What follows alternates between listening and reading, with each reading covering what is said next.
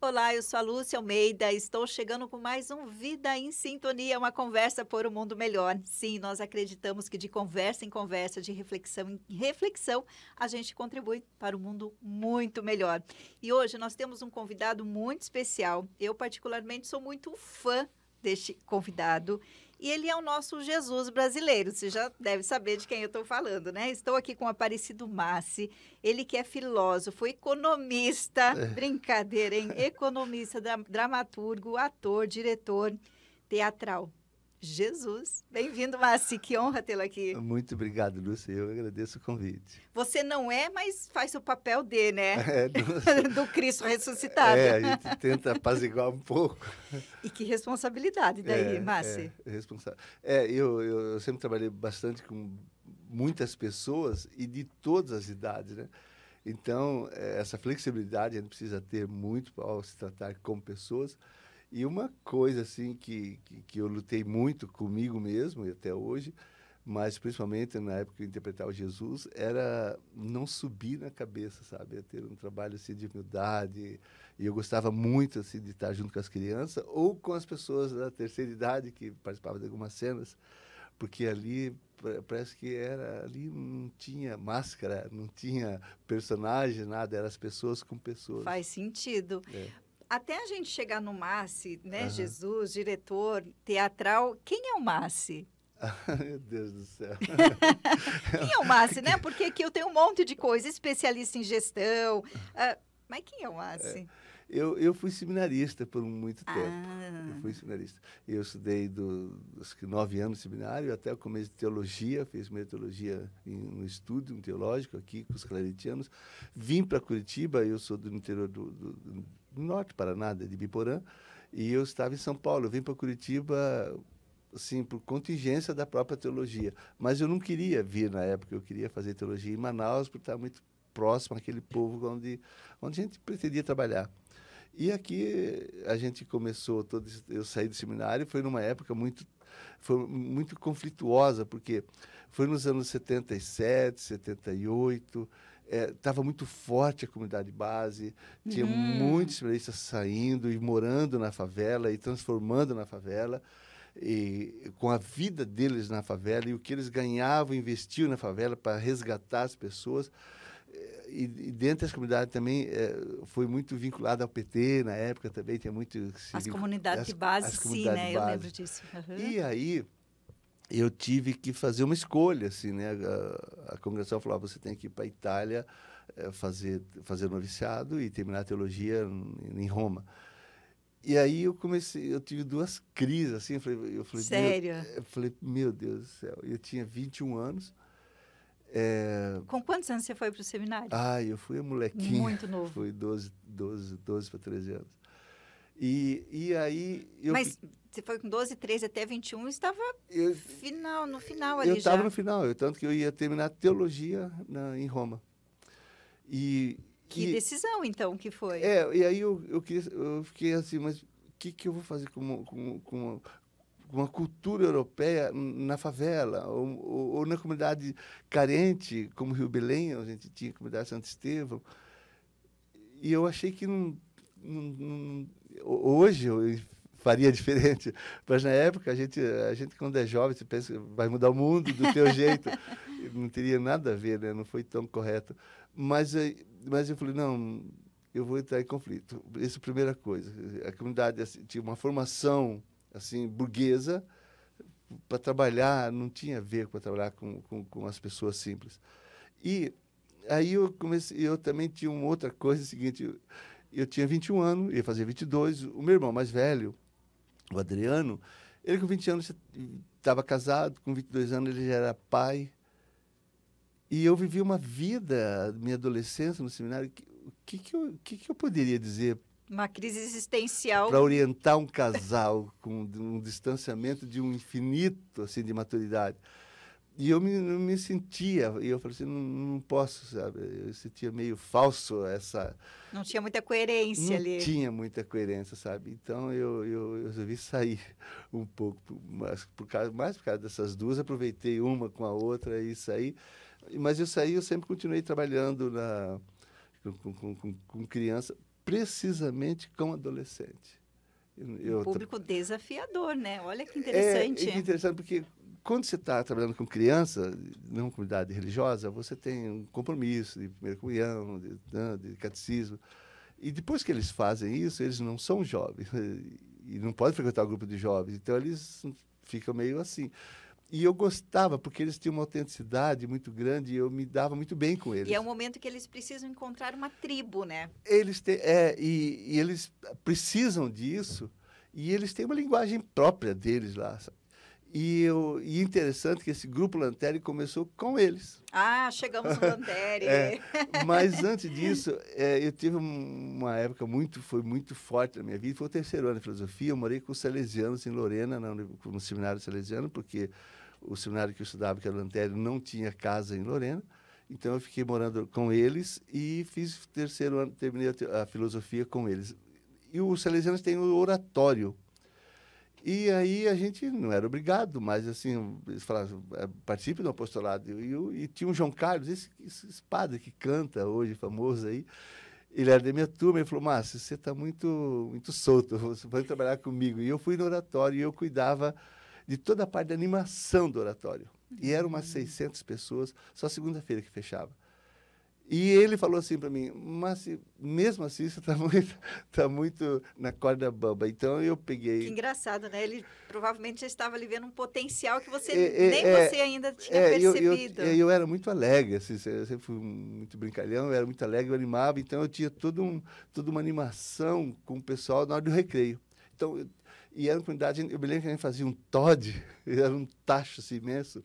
E como é que... Aí eu pegava a molecada vinha e ajudava.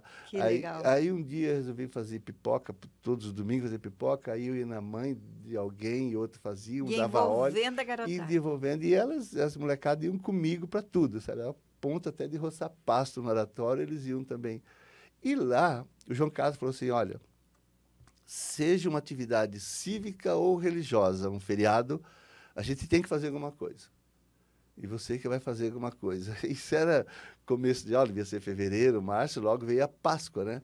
Opa! E aí os caras falaram, não, tem que fazer uma paixão, fazer uma paixão. Eu falei, meu Deus do céu, né? E eu nem sei como é que é isso hoje, né? Mas era o Porteira Preta, que era uma parte bem braba em Lorena lá, sabe? E eu falei, como é que eu vou fazer? Aí eu peguei com os redentoristas umas roupas, peguei as meninas, pegamos 20 e poucos rapazes, uns morenos, o que tinha ali, fizemos. Só que a gente fez pelas ruas, andando assim, sabe? E fizemos lá, e eu fiz uma cruz com os bancos que tinha. Que legal! Com as roupas dos salesianos lá.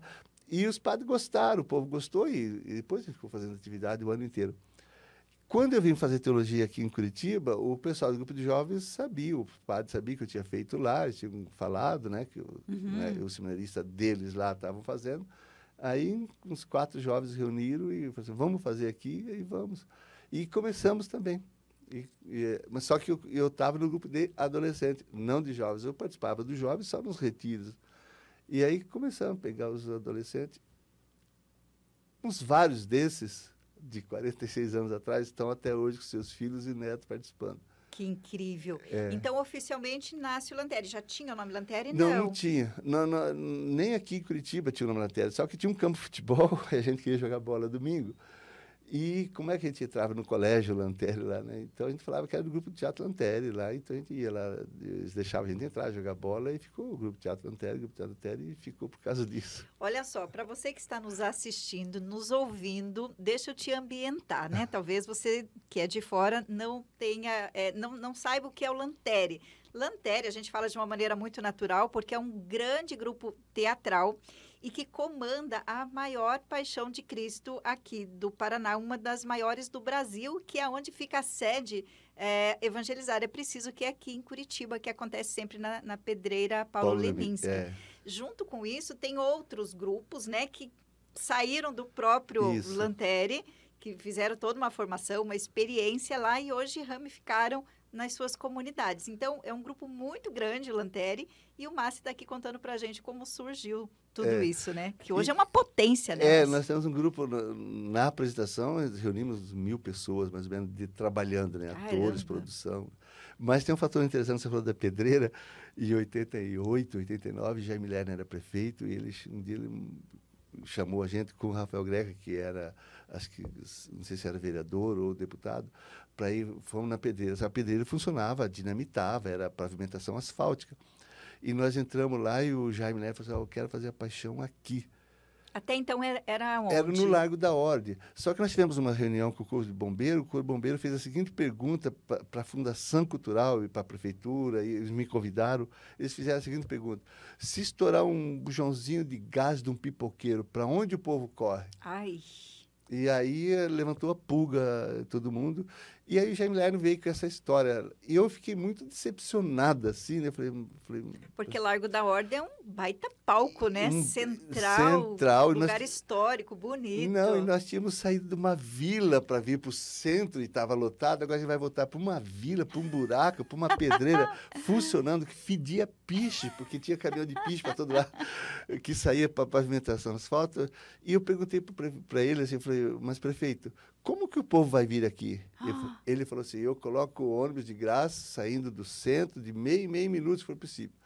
Eu falei assim, o senhor promete, o senhor traz as pessoas? Ele falou, prometo. Mas já dentro de uma proposta bem audaciosa, né? Porque a pedreira sempre foi gigante. Foi gigante. Imagina. E lá tinha aquele lago mal feito, lá tinha...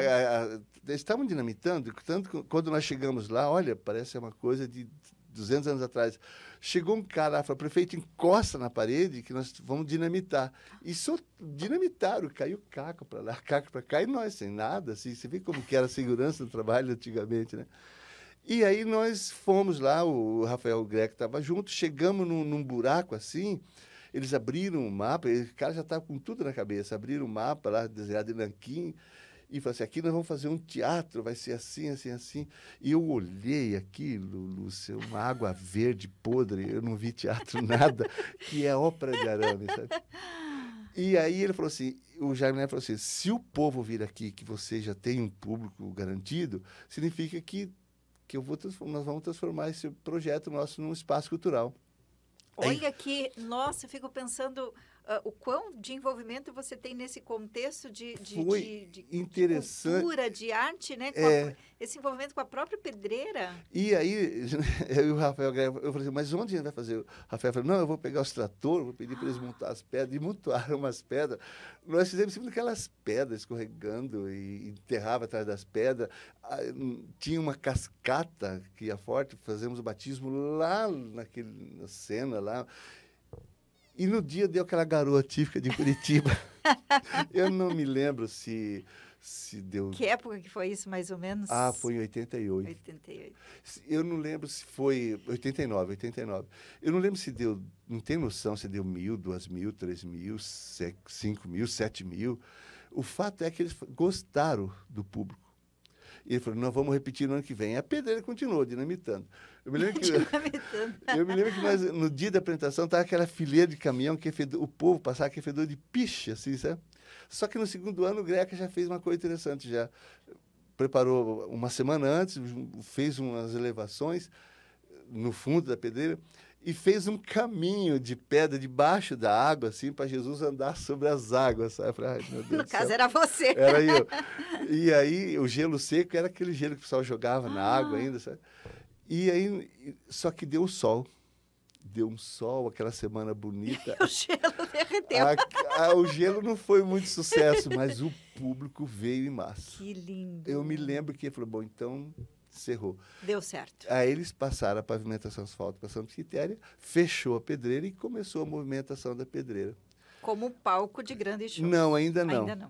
Aí, quando chegou em outubro de 91, fizeram um show de rock em homenagem ao Leminski. Teve umas 14 bandas de rock. Mas, assim, foi. E aí entupiu de gente lá em cima. Novamente, o bombeiro chamou todo mundo e falou, olha, e se cai um cara lá de cima? Não aconteceu tragédia nenhuma, mas a pessoa fazia xixi, cocô atrás daquelas pedras. Aí fechou, literalmente, e aí começou a organização da pedreira. Mas por que que o Jaime Lerner fez tudo isso? Ele já estava pensando na Eco 92 para inaugurar a Ópera de Arame, então usou a gente, o trabalho da gente. Mas como é que é para você olhar para trás hoje e perceber que você fez parte dessa história toda, assim, desse contexto, assim, coisa que você nem imaginava? Não, eu né? não imaginava, nem nós imaginamos. E quando fechou a Pedreira, por causa de barulho, de falta de organização, não sei como chama o documento, Espaço do Juiz, ele recomendou que a paixão poderia ser continuada todos os anos. Caramba! E eu fui falar ali na Marechal com o juiz, mas por que isso? Ele falou assim, olha, eu moro lá, inclusive, ele falou, eu moro próximo dali. 10 horas vocês acabaram tudo. 7 horas vocês já acabaram, não tem bagunça. É um evento que começa e termina. E aí, eles autorizaram, depois que deu aquele evento de morte de 3PA lá no Jockey Club, aí o Ministério Público entrou para grande show, um monte tipo assim, na Pedreira não podia entrar mais de que 20 mil pessoas. Então tinha que ter catraca. E quando chegava às 6 horas, 6h30, a catraca já dava 17, 18 mil, e a Polícia Militar tirava as catracas. E como faltava ainda meia hora para a apresentação, e eu fui lá no policiamento e falei, mas por que vocês fazem isso? Não tem... Ele falou, não, quantos anos vocês fazem aqui? Quando que aconteceu alguma coisa? Não, 6 é tranquilo. E aí eu falei assim, olha só. E aí me deu uma outra ideia, assim, então o povo que chega às 6 horas para assistir a Paixão, que começa sempre às 7, o que ele fica fazendo das 6 às 7? Não tem banheiro, tem um banheiro químico, comprar pipoca, sentar não tem. E aí nós começamos o seguinte, o nosso elenco está pronto, maquiado, tudo pronto desde as 6 horas. Então eu falei, olha, nós criamos uns performances, que todo o elenco, soldado, cavalo, todo mundo, nós vamos para os palcos fazer performance, como se fosse uma cidade romana. Na medida que o pessoal vai chegando. O pessoal vai chegando, vai se interagindo, vendo as pessoas, os atores se ambientam, se relaxam, já se acomodam. Desce do palco, tipo... Sim. Né, aí, realmente vivo esse momento isso, com eles. E eu coloco uma linda. música tranquila, assim, música de época. Isso agora, vocês fazem isso? Não, começamos a fazer lá na Pedreira, lá na Pedreira. Então, mas já há algum tempo, Já, faz mais de 20, 30 anos fazemos isso. Nossa, faz tempo que eu não vou na Pedreira. E aí criou-se uma coisa legal. Então, os soldados romanos fazem toda pequena cena, nós fazemos cena do nascimento, assim, quem percebe vê. Prende-se Barrabás, o soldado, tudo uma que coisa... não tem nada a ver com a história que vocês vão contar na sequência. Esses personagens vão aparecer lá presos, vão aparecer... Mas você não respondeu. Como é que é para você olhar isso para trás, assim, essa construção toda? Não sei, eu estou no meio ainda, sabe? Que a gente está construindo... Nem percebeu, nem se dá conta ainda que já viveu não tudo percebi, isso. porque a Pedreira foi privatizada e começou...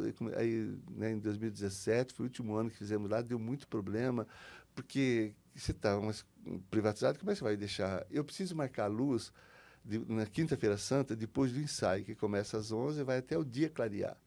Eu tenho que afinar a luz só à noite. E eles não vão deixar a luz acesa, quem vai pagar a conta? Então, meia-noite tem que parar, e não dá. Então, tinha que ligar para casa do prefeito, casa do dono da privatização. É mesmo? Tinha isso? Teve esse período aí? Tivemos isso. Aí a gente ficou, nós ficamos de 2018 até 2022 apresentando no Parque Cachoeira, em Araucária. E foi muito interessante, porque a gente pegou todo um público da cidade industrial, de Campo Largo, Fazenda Rio Grande, e como era um campo enorme, a Polícia Militar chegou a computar assim, 35 mil pessoas assistindo. Foi um choque para você, assim como vir do Largo da Ordem para Pedreira ir para Araucária? Foi. A Pedreira é Pedreira. Pedreira é Pedreira. Pedreira é Pedreira, ela tem uma energia muito estranha lá, sabe? Pedreira. E se você não for com uma coisa bonita e grandiosa, ela te engole. Uhum. A Pedreira fica mais linda do que a tua apresentação. Uhum. Então, eu fiz uma vez Júlio César de Shakespeare lá, em 92, e aí não foi uma experiência muito boa, eu não soube fazer. Teve esse efeito. Teve esse efeito. E, por sorte, por azar, ainda choveu, sabe? Ô, Massi, e vamos falar um pouquinho dos personagens? Vamos. Porque hoje você é diretor geral. Sempre Isso. foi, né? Foi Aham. nascendo e construindo esse papel de Isso. diretor. Mas ser Jesus, até quando você foi? Porque agora você tem um outro Jesus que faz. Temos. Então, eu fui até 2007, 2008, até 2014 ainda fiz Jesus, mas eu fui preparando um sucessor, o César Kuzma, foi fazendo algumas cenas no 2008, 9, 10, depois ele O começou verdadeiro diretor prepara, né? É, e aí- Vai preparando e vai porque eu queimei soltando. umas pessoas, sabe? O Lúcia, que é isso? não adianta você ter cabelo comprido e barba, pôr um manto vermelho e lá, Ah, se você não entendi. tem um O feeling, a pegada do homem. um magnetismo, sabe?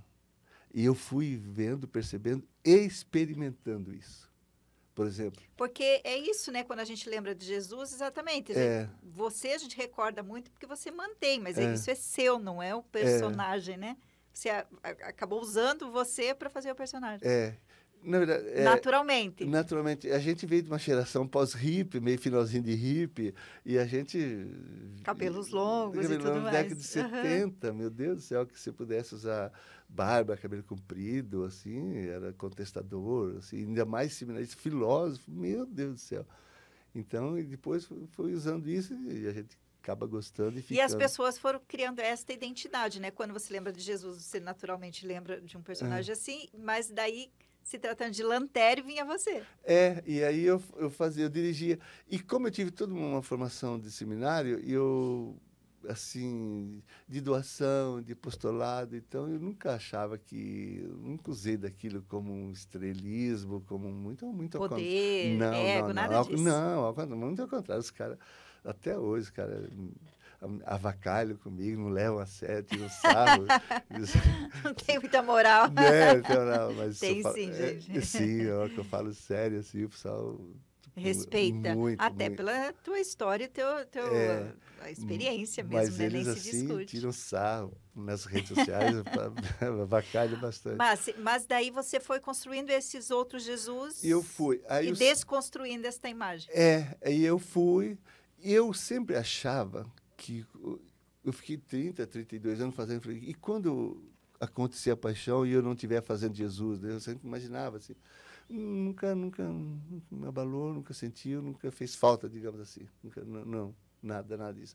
E uma coisa interessante, uma vez nós estávamos lá na pedreira fazendo, o César estava fazendo e começou a pedreira. Na entrada de Pilatos, que era aquele cavalo, aquele povo, e eu estava atrás de umas pedras no palco principal, olhando assim, né, aquela música, aquele povaréu, e estava quieto lá, olhando assim, e veio um cara, né, um tio, ele veio e falou assim, o que você está pensando, mas...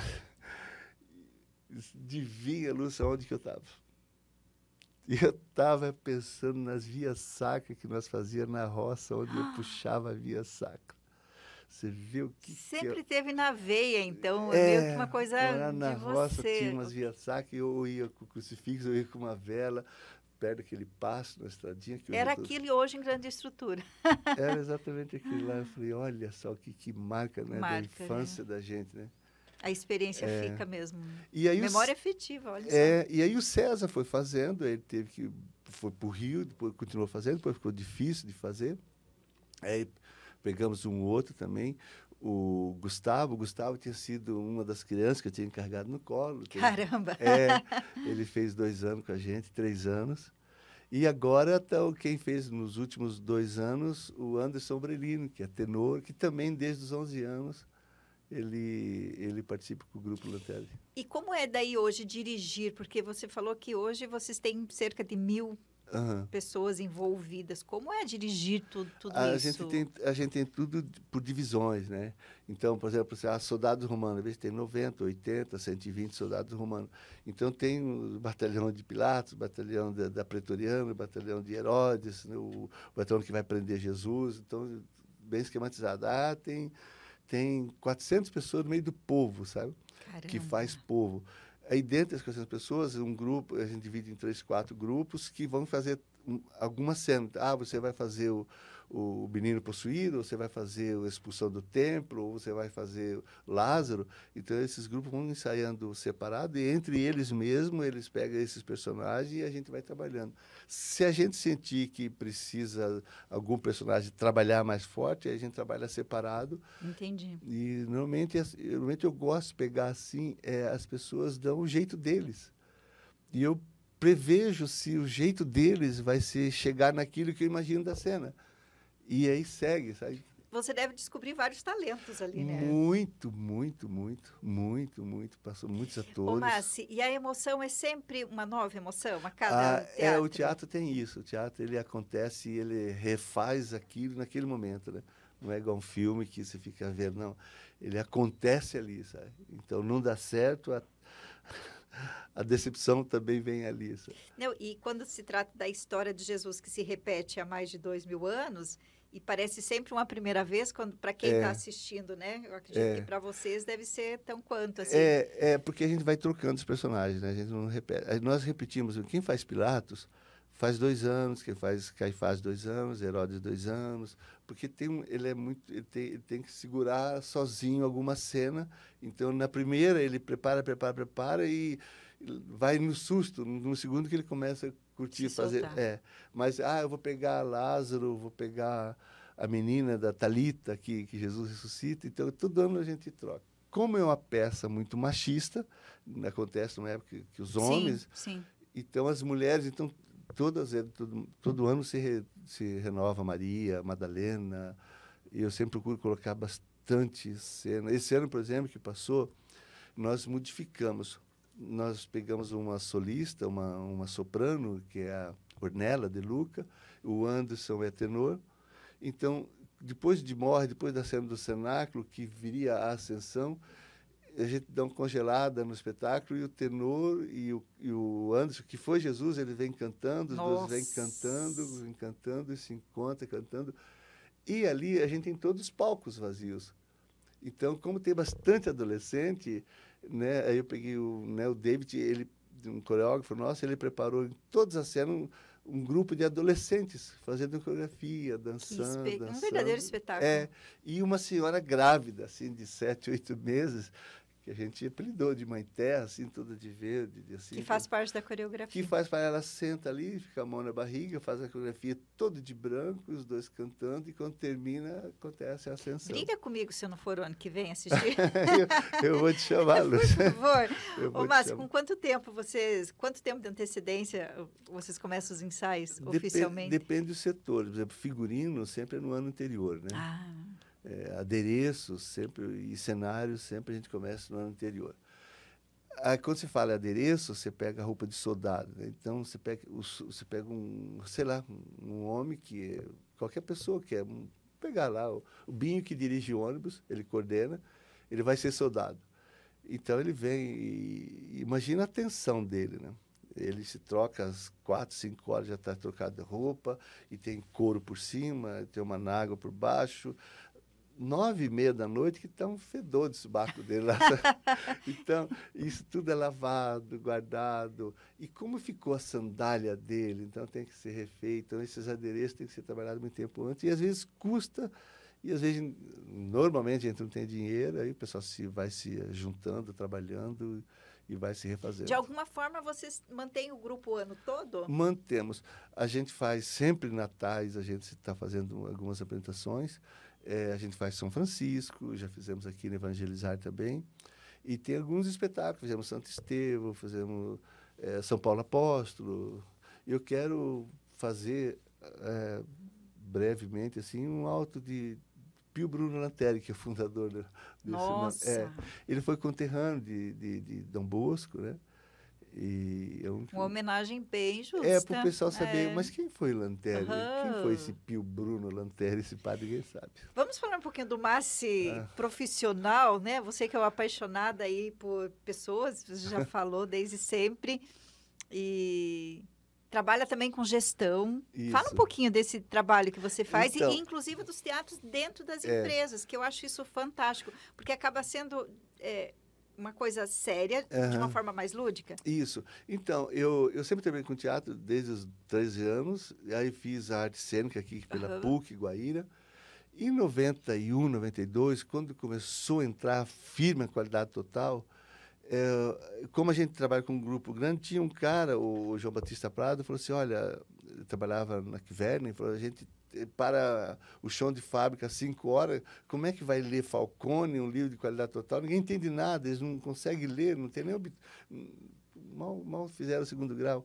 E aí o Sebrae chamou a gente, se a gente não podia fazer, me chamou, na verdade, né? E eu fiz um texto,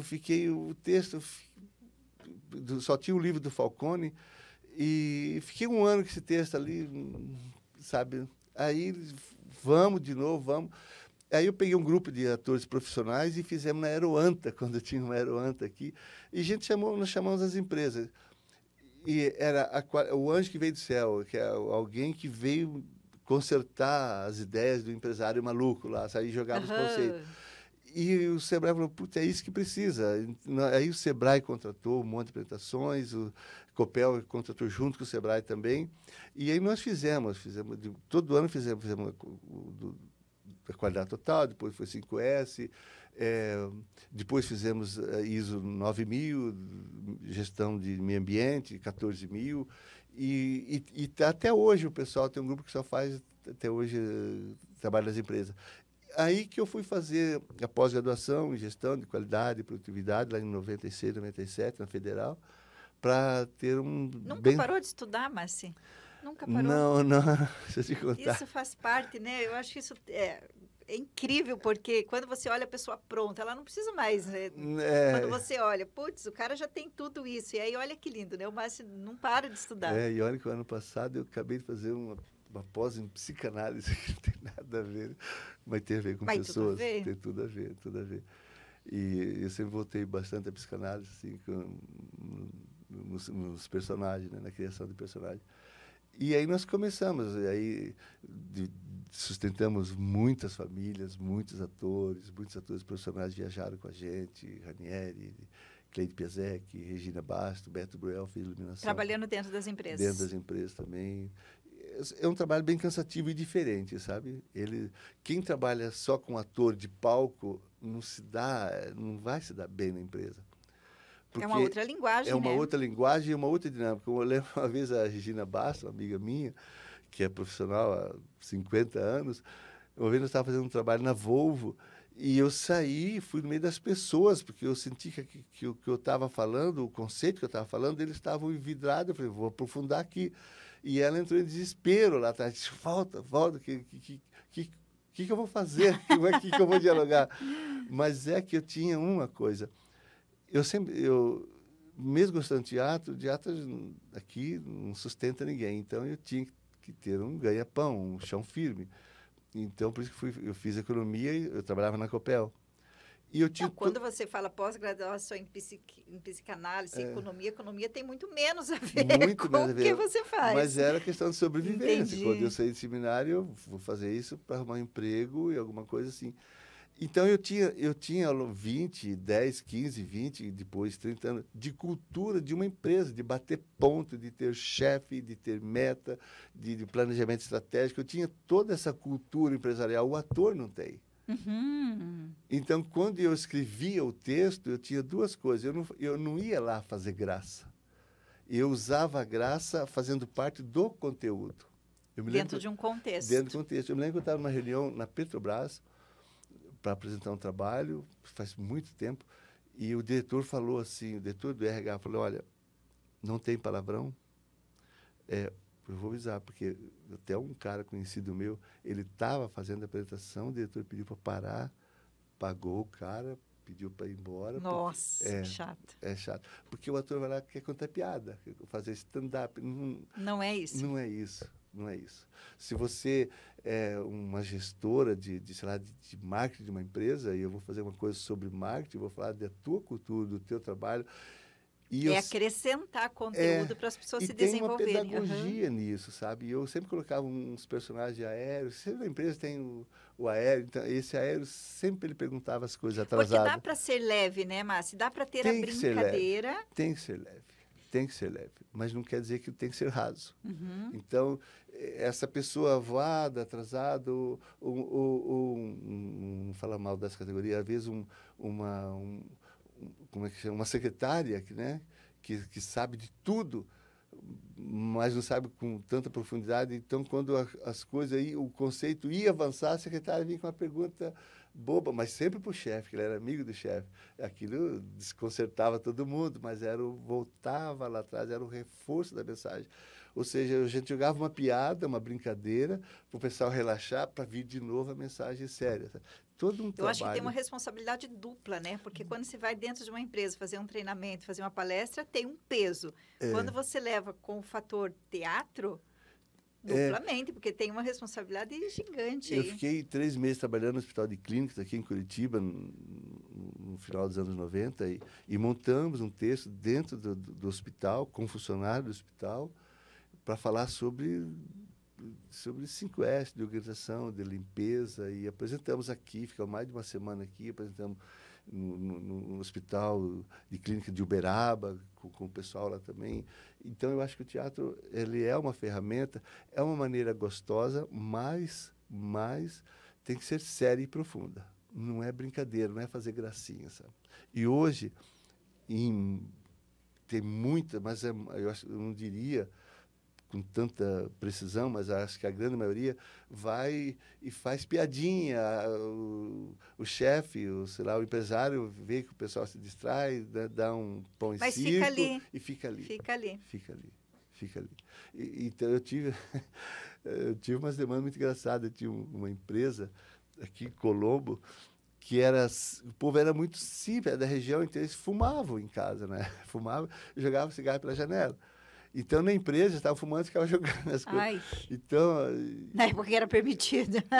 E aí eu podia fumar até dentro. E como ele queria que eu abordasse isso, porque o cara já estava lá na frente, que eu abordasse isso. Então, a gente... aí você é a pessoa imparcial que vai chegar para falar. Eu falava aquilo que o empresário queria ouvir através de um personagem. O cara entendia a mensagem. Né? E você faz hoje isso ainda? Eu faço alguns trabalhos solo hoje, nas empresas. Eu tenho uma frente que eu trabalho bem hoje, é preparação para aposentadoria. Olha! Eu comecei um trabalho, obviamente, na Copel, Inepar, Sanepar, Itaipu, faço todos os anos, eletronuclear, Rio, né, Furnas. Nossa, que interessante isso. Nossa, não fazia ideia que você fazia esse tipo de coisa. Lúcia, muito interessante. Existe. Hoje é um trabalho muito sério, muito sério. Há uma pesquisa, eu sempre esqueço o bendito Instituto de São Paulo, mas de muito tempo eles avaliaram, nessas pesquisas, as pessoas se aposentam, a primeira coisa que dá é a empregada vai embora, diarista que não suporta, porque o cara vem em casa e quer implantar a metodologia do escritório dentro de casa. E até para suprir uma necessidade de vazio ali. Primeira coisa, da separação. Segunda coisa, alcoolismo. E às vezes aparece a mulher também, porque as pessoas, o que vai fazer? Você só saiu de férias quando a empresa falou assim, você vai sair de férias. Você só Pela vai pessoa, viajar. Nem férias ela tira. É ela que direciona onde teu filho estuda, onde você vai passar de férias, quando você vai fazer. E é muito comum, quando tem umas férias ou um feriado longo, os filhos perguntam para a mãe assim, mãe, quando que o pai volta a trabalhar? Que ninguém aguenta o cara em casa. E ele não está preparado para aquilo. Ele está preparado a viver na empresa, não está preparado a viver naquele ambiente. Quando ele está em casa, ele está assim de folga do trabalho. Uhum. Como faz para ele viver essa folga agora permanente? A longo prazo. Então, o terceiro caso é a depressão. E o quarto caso, e às vezes aparece em quarto, às vezes aparece em quinto, às vezes em quinto e quarto, você não faz ideia. Suicídio e AIDS. Tá brincando? Não sabia. Lúcia, as pessoas saem com um bom dinheiro de aposentadoria, PDV, essas coisas. Ele vai viver o que não viveu. Ele tem dinheiro agora. Só que Mas só se pagando. esse trabalho é impressionante. E aí você faz isso... E aí eu criei uma história. Mas não é que eu criei, não. Eu criei em base de toda a experiência dessas empresas. Eu fui colocando na história que eu represento os casos reais. Eu só não termino tragicamente, como realmente acontece, porque é triste, preciso dar um final feliz. Mas eu criei um cara que está no pique do trabalho, que não tem tempo para levar o filho para a escola. Ele já está consciente que ele vai se aposentar. E aí Não, você não, entra aí. é só nas pessoas que faltam 5 anos, 1 ano, 2 anos. Só que eu acho muito tarde, aí já está tarde demais. As pessoas têm que começar a se preparar para a aposentadoria com uns 20, 30 anos. O que eu vou fazer com meus 40, 30, 50 anos depois de aposentado? E aí esse cara que está atribulado, de repente ele se vê aposentado. Aí os filhos começam a tomar conta. Aí ele começa a controlar, cortar graminha, controlar a mulher, a roupa que a mulher saiu, que hora você vai votar, aquele cara chato em casa, até o ponto que começa a entrar, fica sozinho, meio que depressão. Aí os filhos fazem, recolhem o velho, o pai toma o remédio, se cuida bem, ó, o telefone está aqui, a mulher está fazendo coisa, e o cara está ali, é o suicídio. Cadê a vida? É o suicídio. Aí só que para cada final de cena eu entro um monólogo meu questionando, trazendo isso à tona. Até que no final a família resolve, a mulher se aposenta também, e aí resolve passar a família limpo e a mulher arrasta o marido, aí eles resolvem fazer as coisas e recomeçar e viver de uma outra forma. De uma outra forma, mas isso aproveitar. Isso só no teatro que acontece muito raramente, sabe? Só para acabar um final feliz. Mas essa reflexão a gente sempre inicia o seminário de preparação para a aposentadoria, já desmistifica, já quebra. Financeiramente é um problema, emocionalmente é um problema, sexualmente é um problema. Eu conheci recentemente uma senhora, Marilda, ela já veio aqui no nosso programa, que ela é motorista de aplicativo e ela faz isso. Ela decidiu ser Uber, porque ela se aposentou, mas ela conseguiu dar um jeito ali, sabe? Imediatamente ela descobriu que ela precisava viver e o jeito dela viver é conversando com as pessoas, estando na rua diariamente. Uma história incrível. E aí ela é feliz. Ela, o dia que eu não estou afim, eu vou para casa, minhas amigas vêm lá e a gente joga um baralho. Então. Leve. Eu tinha uma colega de trabalho, encontrei esse tempo, para a gente parece que foi ontem, mas foi uns 4, 5 anos. Ela falou, Márcio, eu me aposentei, eu fiquei 1 ano, sem faltar um dia. Eu ia para Santa Catarina, era jogo direto, aqueles jogos da surdina, 1 ano inteiro. Claro, se separou e tudo. E aí, depois, até que ela juntou um grupo de amigas que ela falava outro idioma, então ela viajava com as amigas. Se redescobriu. Mas é terrível. É penoso. Você é gerente, você é dono, você comanda projeto, você fala, você vai em reunião, você dá empresa, de repente você não é ninguém. Não é ninguém, nem em casa. Tem que ter uma preparação. Meu Deus, é um susto. Olha só. Vamos finalizar em alto astral, isso aqui, por favor? Vamos. É um trabalho super importante. Como que as pessoas fazem para entrar em contato com você? Empresas que queiram implantar isso, né? Esse seminário lá, essa preparação nas grandes empresas. Eu tenho meu telefone e eu tenho um site que nem está atualizado, mas pode mandar mensagem por ele. Chega porque eu mandei, viu, gente? Deu certo. É verdade. Que é o aparecidomassi.com.br ou meu telefone aqui de Curitiba. Que é pode falar. 999746330. E a sua mensagem, assim, para os nossos ouvintes, nossos telespectadores, aquela mensagem feliz, alegre, aquela que Jesus ressuscita. Meu Deus do céu. Jesus ressuscitado. O que eu diria assim eu diria assim que a vida é mais leve. A vida é mais leve, é muito mais simples, Você não vai mudar o mundo, você é apenas um instrumento na mudança desse mundo que vai acontecer ao longo do tempo. E a gente só pode sonhar com o futuro se puder olhar um pouquinho para trás. Sem a gente olhar para trás, a gente não tem um alicerce para olhar para o futuro. E a gente, assim, acho que quando chega numa idade para frente, você vê que você distanciou bastante dos teus 20, 30 anos, você vê que vai devagar, soma com os outros, porque sozinho você não vai a lugar nenhum. Perfeito. Muito obrigada, Massi. Imagina, eu te agradeço. Foi uma honra ter você aqui. Eu vou ficando por aqui, volto na semana que vem com mais um Vida em Sintonia e, é claro, sempre, né, com convidados especiais. Hoje eu estive aqui com o Aparecido Massi, ele que é nosso diretor do Grupo Lanterre, um dos maiores grupos de teatros da Paixão de Cristo nacional, e que fica aqui, né, onde fica a sede da obra Evangelizar é Preciso. Fique com Deus, eu volto na semana que vem.